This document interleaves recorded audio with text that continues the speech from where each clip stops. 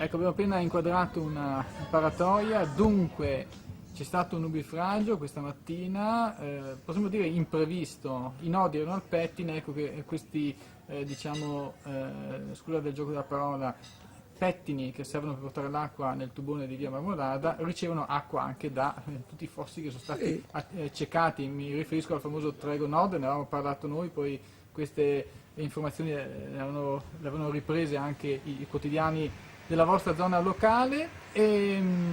Cosa possiamo dire? Intanto cosa è successo? Ecco, allora intanto buongiorno, buonasera perché sono le 19:15 del 13, venerdì 13 agosto.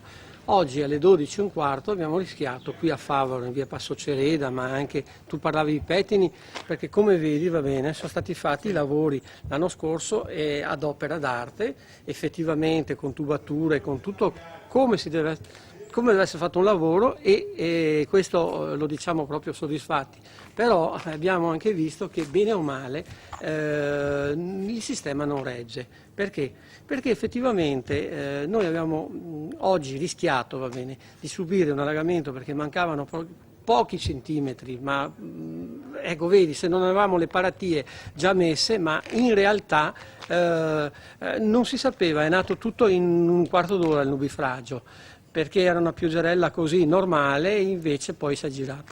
Sicché se non avevamo le paratie preparate, anzi c'era chi non le aveva preparate perché domani 14 è previsto un grosso nubifragio, eppure noi oggi alle 12:15 per pochissimo non siamo andati sotto. La strada aveva un 4-5 centimetri d'acqua e voglio precisare proprio da quel tombino perché ero qui alle 12:15 perché ero andato da una signora a dare una mano a mettere la paratia. Ecco, da quel tombino là c'era un fontanazzo, vuol dire che c'era un deflusso dell'acqua, anziché l'acqua entrare dal tombino, perché c'era questo livello qua, c'era l'acqua che usciva a questa altezza.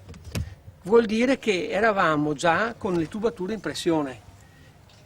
Quanto alto è questo fontanazzo? Così alto, qui al centro c'era un fontanazzo così alto, Sì. ecco, perché dalla parte di là io ero già allagato con i 20 centimetri d'acqua. Andiamo a vedere. Ecco, se vediamo, qui noi eravamo a questo livello con l'acqua, pertanto il fontanazzo non ce la faceva non si riusciva a vederlo, ma di là che sono un po' si riusciva a vedere il fontanazzo così alto.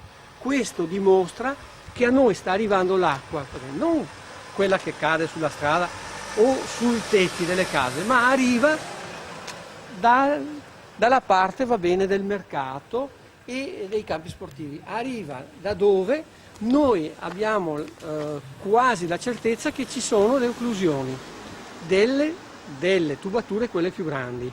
Tra cui il famoso fossato importante, il Trego Nord, ecco, Sì, che poi andava in via San Donà. ecco, diciamo questo fossato che è sparito, che adesso vedremo un attimo come è stato intubato, nel senso che è stato praticamente, sono stati messi tubi più o meno grandi, però abbiamo anche quasi la certezza che questi tubi messi 40 anni fa, va bene, e passanti per determinate proprietà, va bene, siano stati addirittura tolti. Cosa succede? Succede che non avviene più un deflusso normale.